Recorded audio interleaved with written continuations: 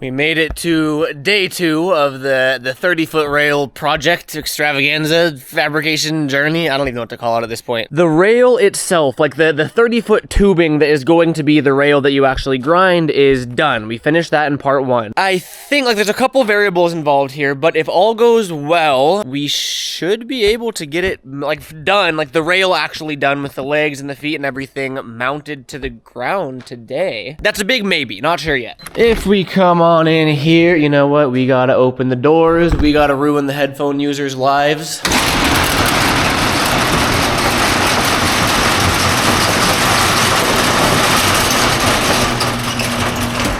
Good morning. I should really just start all my videos off like that.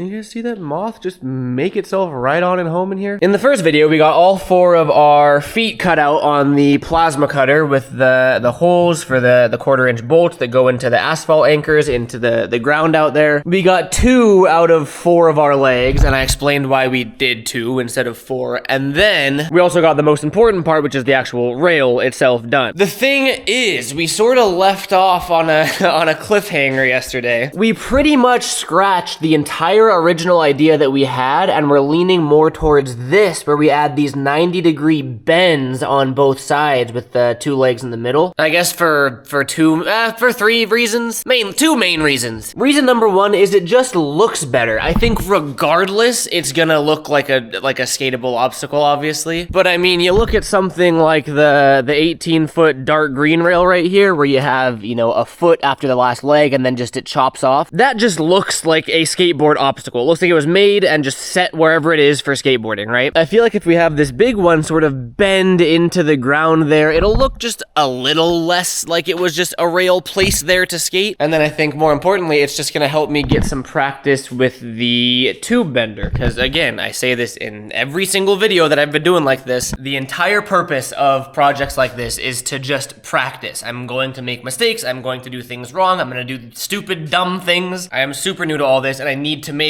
mistakes in order to get better and progress in my fabrication career. I don't know if it's a career yet, but you know what I mean. So it's like I'd rather over-engineer things and overcomplicate things because it'll help me figure things out and learn how to use tools that I may not know how to use and just stuff like that. So yeah, I want the challenge, and I want to familiarize myself with tube bending a little bit more. That being said, I was up until about 1 a.m. working on this right here. Not just like bending that was pretty easy, but learning about spring back and how to calculate all that and the die size and the radius of the bend and like all this stuff. Long story short, I've showed me using this in videos before, but you shove a pipe in there, you pump up the ram, it bends it, boom, boom, boom, boom, boom, it bends your tubing to whatever degrees you want. It's the very simplified version. The thing that I learned last night, this is a little thick for this example, but I think it'll still do the job. It's called spring back. If I bend this with a little bit of pressure, you can see it bending, but as soon as I remove the pressure, it straightens back out, right? I don't actually want to bend this, but if I put more pressure, like I'd have to put a lot more pressure to actually get it to bend to the point where it wouldn't go back to its original straight state. Right? That makes sense? I think so. That's a thing with tubing, I learned. The first couple times that I tried bending this, I bent it to 90 degrees, aka like where it says 90 degrees on the little dial there. When I took it out of the tube bender, I would measure the angle, and we were at like 86 or 87, like not quite a full 90. And that's because of that spring back that I had, that I didn't account for, that I had to account for. I put it back in the bender multiple times, went past that 90-degree mark, and then let it spring back to what is pretty, I think this is like 90.8 degrees. It's a little over, but I mean, it'll work fine. So now what we are going to do is we're going to take this other piece of 2-inch tubing and pretty much make a exact replica of this, so we have our 2 90-degree elbows. I'm really surprised that no one's called me out for this yet. It's just a little, yeah, it's fine. We have fire extinguishers everywhere in here. All right, the air compressor's ready, everything's all hooked up, and bear with me, try to understand, I guess it doesn't really matter if you understand this is more for me. These little marks, we're kind of testing something out. It doesn't have to be right, because we can, like this one we're gonna have to cut regardless. I would like to have 12 inches or 1 foot on both sides of this 90-degree elbow. That's also gonna extend our 30-foot rail an extra foot on each side to make it 32, which I think will just, like, nothing wrong with a little extra length. And I wanna see if these sort of measurements and calculations are correct correct, because there's a whole science in figuring out like how long this will be based on the radius of the turn. Like it's kind of a lot. In theory, we figured this out last week, that there's 3 inches from where you mark your tube right here to where the bend actually starts. 6 inches is the actual radius of the 2-inch die that we have right here. And 1 inch is half of the 2-inch tubing that we're using, because the 6-inch die is measured from the center point, I think. Again, this totally might not be right. But if we want 12 inches from the top of the rail to the bottom of the foot, I think we mark 2 inches here, because 2 plus 3 is 5, plus 6 is 11, plus 1 is 12, which is 1 foot. This one we're gonna have to cut about at that line to have from there to there be 12 inches, and this one I mean, we might have to cut this regardless. I just wanna see how close these measurements are. So step 1 is shoving her in the hole. You can see I have us lined up to that 2-inch line that I marked. Our little bend measuring rig is zeroed out to 0 degrees right now. In theory, I should bend that to 94 degrees to account for that roughly 4 degrees of spring back that we're gonna get. And in theory again, that should leave us with a perfect 90-degree bend with 1 foot of material from the bottom of the leg to the top of the rail. In theory. Really only one way to find out, and that is to start bending. Right now you can see we just hit 10 degrees of bend, and we gotta go all the way to 90. We reached the end of our travel here, so what I have to do is I have to take this pin out, loosen this to relieve the pressure and have that thing retract, and then stick the pin back in so we can resume the rest of the bend.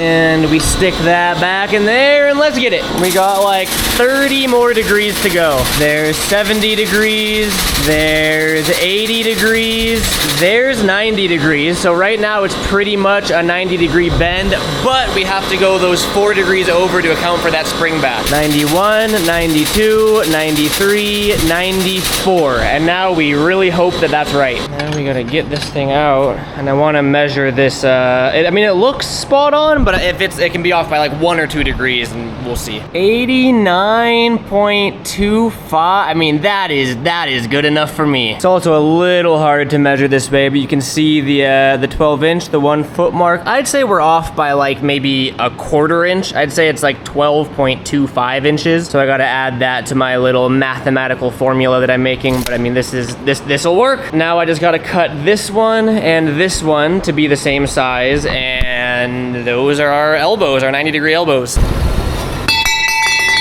All right, that is all of the cuts that we needed. I also 100% mismeasured something, but that's fine. The first one cut, and I was like, bro, this is not even. Like, this side is longer than that side. I don't really know what I measured wrong, but it's fine. Essentially, it's gonna add 20 inches to the length of the rail instead of 24 inches, but it's still gonna be 1 foot high. That is a different height than that is, obviously, but we're gonna keep the 1 foot height and then just put the rail in there. Should be good. See if these are the same as well, and yes, they are. Would you look at that? That's why we like the bandsaw over the chop saw. Thank you to my channel members for that one. I just gotta say it, we're up over 70 channel members too, by the way. For real though, thank you. I talked about it a little more in depth in yesterday's video, but about how this whole metal journey is pretty much funded. Well, it is funded strictly by YouTube. Ad revenue alone doesn't cover the cost of the machinery and the materials and everything, and all of the revenue from channel memberships goes straight into the fund. So really appreciate those of you that go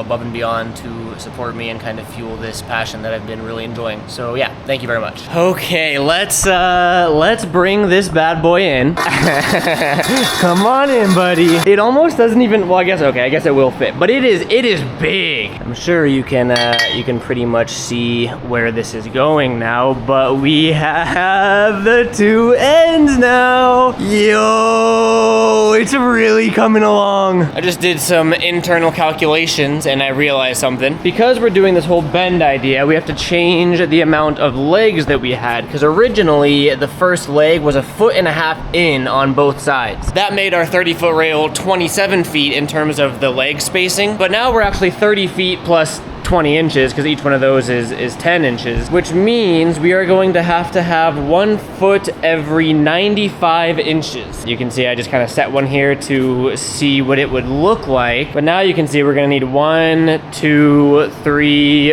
4, 5 feet instead of 4 feet, which means I gotta go through and cut another one of these. What it also means is that I have to order another packet of asphalt anchors, which are stupidly expensive compared to concrete anchors, which apparently I can't use on asphalt. It's because asphalt is way more porous, so if you put a concrete anchor in there, it'll eventually just like jiggle away until it pulls out, just like me. The asphalt anchors, you drill a big hole first, and then you fill that hole with this sort of like epoxy stuff, and then you put the anchor in that epoxy stuff, so it's actually bonding with the epoxy stuff instead of the asphalt. It's like what bike racks are bolted into on like schoolyard asphalt. It's like the right way to properly bind stuff to asphalt. So I ordered, oh, here's an example of it. These are kind of how the anchors work. So you drill the hole, you fill the hole with that grout stuff. Grout, not epoxy. I was calling it epoxy. It's grout. You fill the hole with the grout, and then you shove the actual anchor itself into that grout hole, and then the bolt and the washer, which are what bolt into the feet, go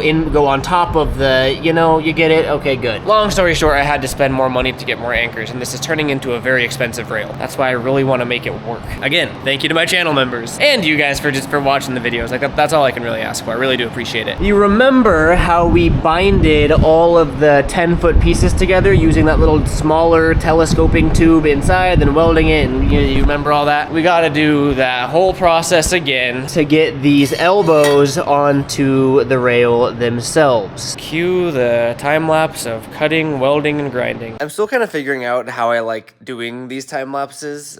Sometimes I'll just throw I looked up like funny elevator music, and that'll be my time lapse music. But every now and then I like to voice over them because I think it is kind of cool to give some storytelling background. So I'm going through the angle grinder and beveling the edges before I sort of slip that joining piece in there. And then I had to plasma cut our 5th foot there. Or was it 5th foot or 4th foot? 5th foot. Then went through and welded the elbows on, and I do think that I'm getting better at welding. I know I'm getting better at welding. I don't think I'm good yet, but I'm for sure getting better. And then the grinding it smooth is the most time-consuming part of this, and I was going through those little flap discs like crazy.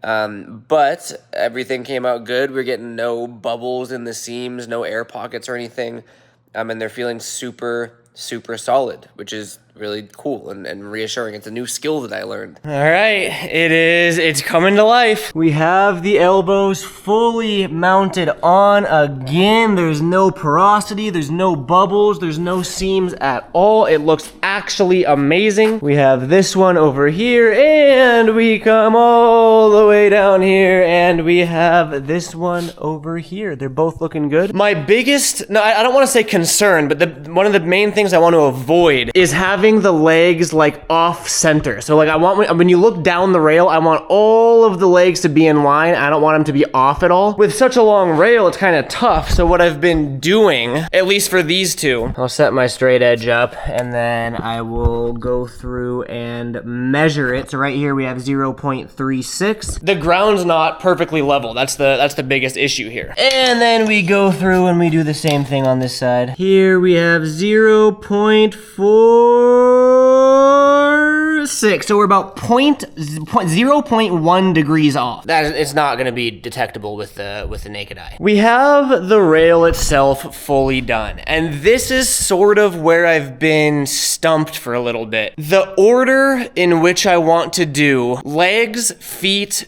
ground. Because if we go through and we grab one of our little feet here, I'll grab this too and magnetize it onto there. The ground where the legs are gonna be is not even, but it's not consistent either. So right there, we're about 3 degrees slanted that way, right? But if we hold it this way, we are also about 2 degrees slanted that way. But then we bring this somewhere over here, and this looks like much more severe. So yeah, here we're at 5 degrees that way, and we tilt it this way, and 1 degree that way. No, wait, I read that wrong. 1 degree that way, actually. I need to think about this for a second. Let me think. I just thought so hard that I've spent the last 10 minutes looking for my camera, but I found it and I have an idea. I came up with one idea that I actually started and then I switched my idea. I notched these two pieces of scrap metal because it's way thinner than what we're using, but I wanted to use a string from one end to the other to get like a level. I was thinking about it, I'm gonna have to pull it tight and they'd keep toppling over and it's like an uphill battle. Then I had the idea of what if I just tack these on, so just like boop and boop, two little tack welds, right? Then the rail would be able to actually stand up and we put it in place, and then I use some string, pretty much the same concept. I tape the string right here and I tape the string right there because obviously the rail is gonna sag, but if we pull the string tight, it'll give us a nice level plane. The only downside to this idea is that then I'm gonna have to go through and grind these welds off to take the feet off again, so that I can weld the rest of the legs on and make sure they're all perfectly in line. I'll just be grinding 4 little tack welds off. So I think this is gonna work. Think is like the key word there.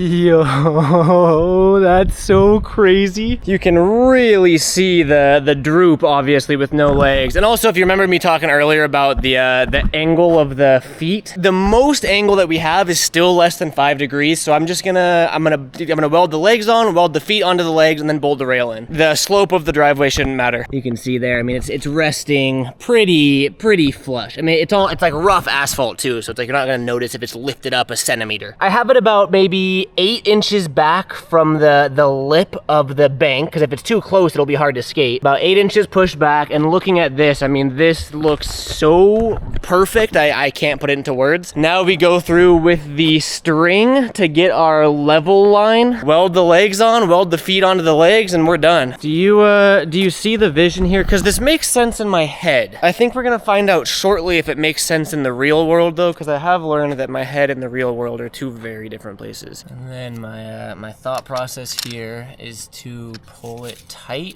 and then tape it on. What is going on here? There we go. Something like that. I'm a rocket scientist. Look at this. NASA hit me up, bro. You can see that it's kind of hard to see on camera, actually, but okay, it's actually kind of impossible to see on camera. God damn it, I wanted to show you how smart I am. That green line is level, right? You can see it come from that end all the way to that end, so we have about, what, like 4.5, 5 inches of droop, which makes sense. So now, all we have to do is every 95 inches, or I have to go back and check, but everywhere where there's gonna be a leg, I have to measure from this line down to the ground, and that is how long our leg needs to be so that the rail is going to be perfectly level and even. Sick. For leg number 1, we have 13.5 inches. For leg 2, we also have 13.5 inches. And for leg 3, we have 12.5 inches.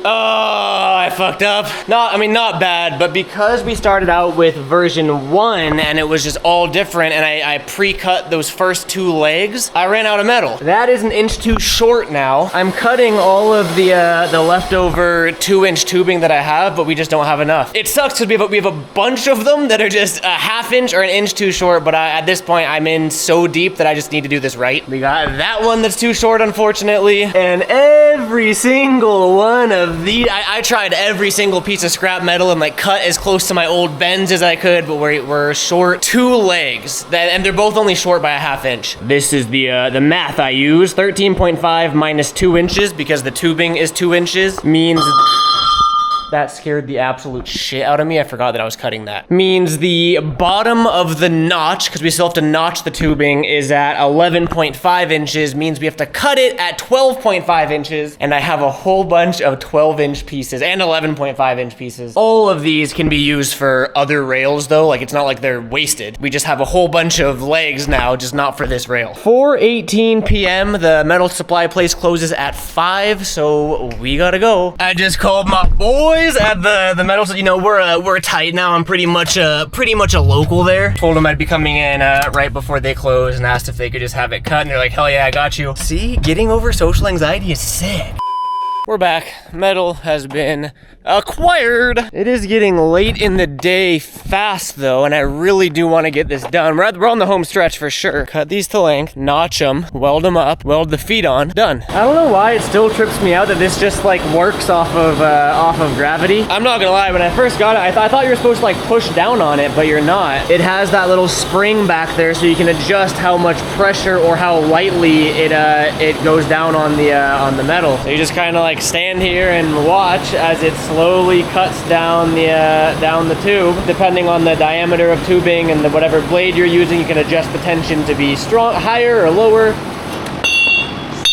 See, isn't that cool? And then it hits the off switch too, so you're just good to go. And now we bring it on over to the new and improved tube notcher, because I told you I got some big plans coming up that I'm not telling you guys yet. This thing is a tube notching beast. A little overkill for just doing these little 90-degree notches, but you'll see. So this works pretty much the same way as the cheap Harbor Freight one. It's just a whole lot better and you can do a whole lot more with it. Right now I'm lining up our hole saw blade with a 1-inch marker. I don't know if you guys can see it or if you care, but I marked 1 inch down because the tube is gonna sit 1 inch down. It'll just make sense, I think. And then we take this and we put it in there and then we drill it and it notches. But you guys know the drill. First, we're gonna lube it all up in there. Get her nice and greasy. All right, and then we start slow, and then once it gets like halfway, we can speed up the RPM a little bit.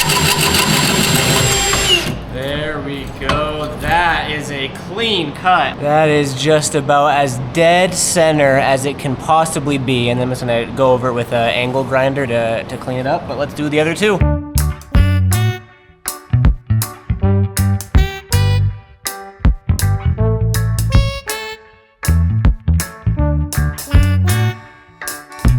I cleaned these up with the grinder to get them ready to weld. And do you remember how bad even the revised Harbor Freight tube notcher was? Literally, these are absolutely flawless. The rail's just gonna sit in it just like that, and then we weld her in. That fits so good. Okay, I think now it's actually time to weld. So I gotta chop off the feet that I tacked on, weld on all the legs, making very, very, very, very sure to keep them all perfectly in line at the same angle. And then feet, I gotta go bring the rail back. Oh, this thing is gnarly to move. All right, taking it to the chopping block. All right, little guys, it's time to go.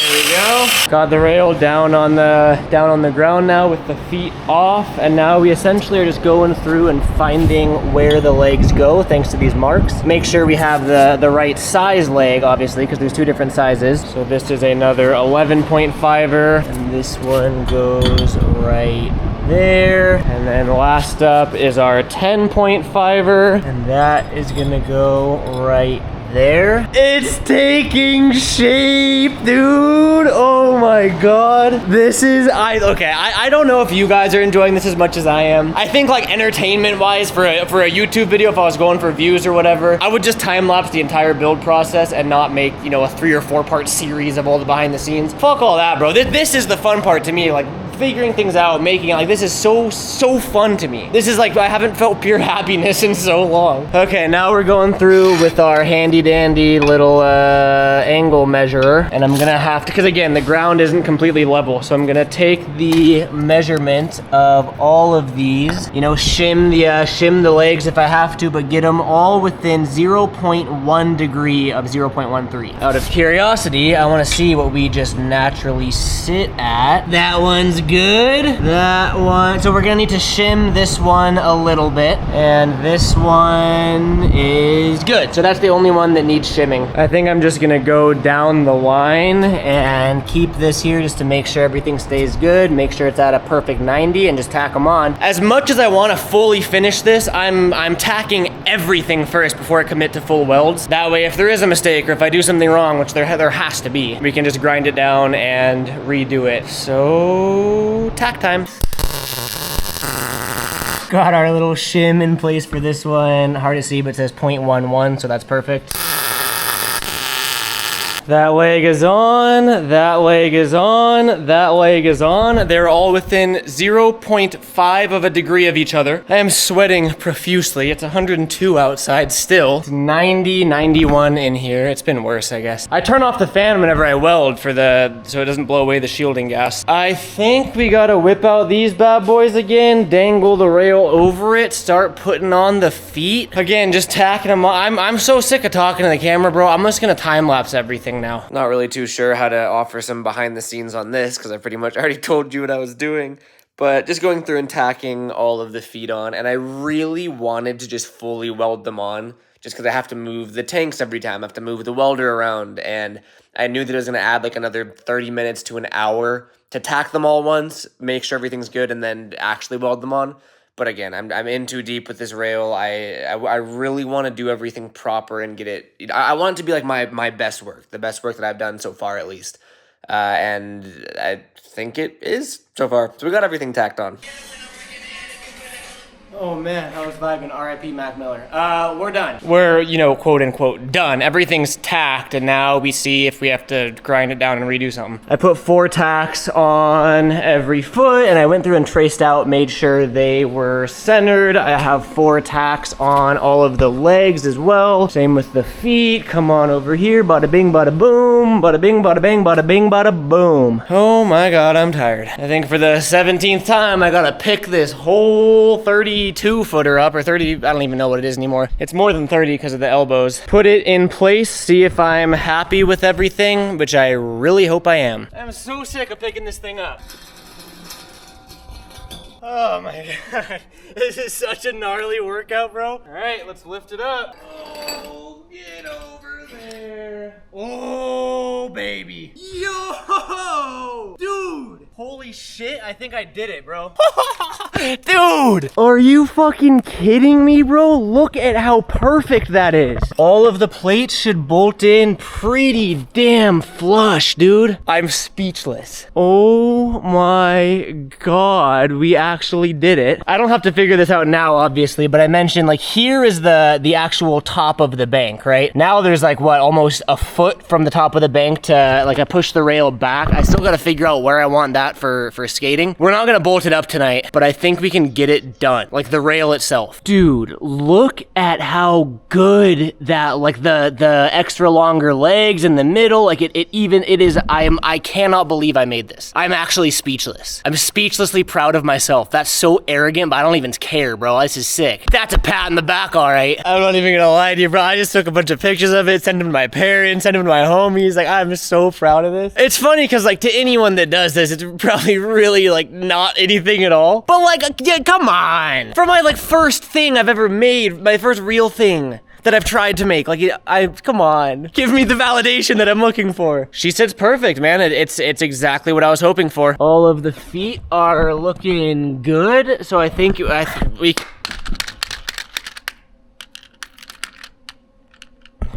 That's my tripod. We're good to just fully, it might actually take a while, but fully weld all of these now and just go over it and wrap her up. Another time lapse. Everything's fine. I meant to do that. Don't worry, this is the last time lapse of the video. This was just me going through and, like I said, finalizing all of those welds that I had tacked earlier, and I'm glad I did it the way that I did. I think I'm getting a ton of practice in, and that's the whole purpose of all of these projects, is just to get practice in so I can suck less and it just further enjoy and progress on this fabrication journey. This was probably the most I've ever actually welded consistently, and I think it was great practice because there were so many legs that I got to replicate the same thing over and over and over again. So I really got decent at what I was doing, or at least I think I did. Like, I was pretty proud of these welds. Definitely exhausted though. Like, this is like a 35 or 45 minute video that I time-lapsed here. So we got it all done, and enjoy the rest of the video.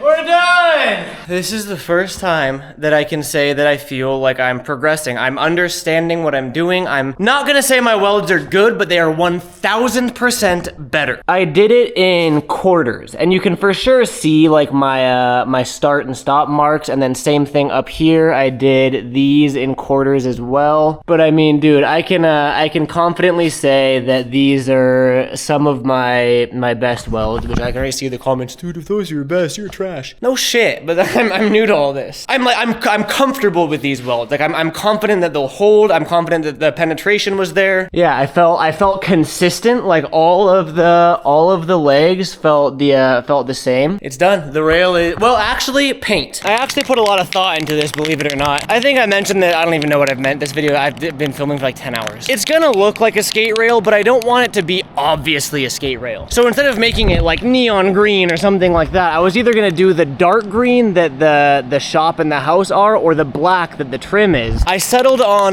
black because I don't have the green because it's not spray paint. I'm sure I could come close, but B, it's gonna be here, and I feel like it would just tie in together well with the trim as opposed to with the body. I am gonna go through with prime. I'm only gonna prime where I welded. This thing is gonna be outside. It's gonna be in the elements, so I kind of want to paint it right this time. Again, I'm really just wanting to prime all of the welds so we can avoid rust and all that. Yeah, and then we'll paint the black over it. Same with all of these joints I did. Yeah, I mean, you guys get the point. Everything I do just takes so long because it's a 30-foot rail. I already went through and sanded the whole thing already, which took a while. That's why the sun's setting. I'm just gonna go over all the welds and I'll see you guys after that.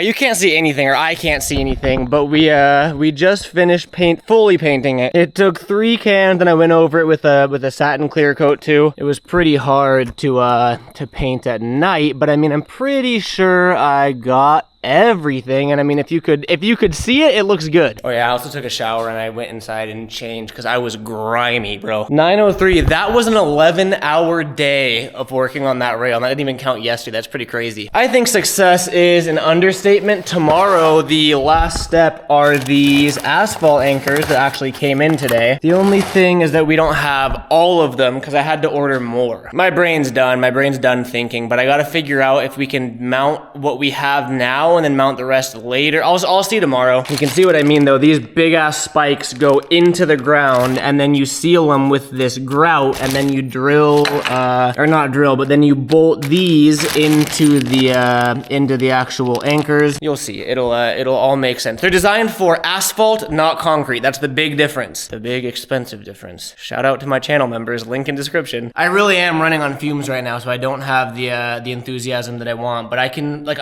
honestly, I don't think I've been this proud of something that I've made ever. Again, it might be lame or basic to people that do this professionally, but like I am so proud of the progression in the past 2 weeks. I also will say that this is just the beginning. I've been talking to Jordan as well as some other fabrication homies, and we're cooking up some stuff. I'll leave it at that. Seriously, thank you guys for commenting on all these videos because I've used a lot of your guys' advice that I've seen in the comments, so thank you for that. I could keep on rambling and rambling and rambling. Actually, I can't keep on rambling. I got nothing left in me. Tomorrow we'll be able to fully see the finished product, and then whenever those anchors come in, we can fully bolt it and actually skate it. Thank you guys for watching. I am exhausted. See you next video. Peace out.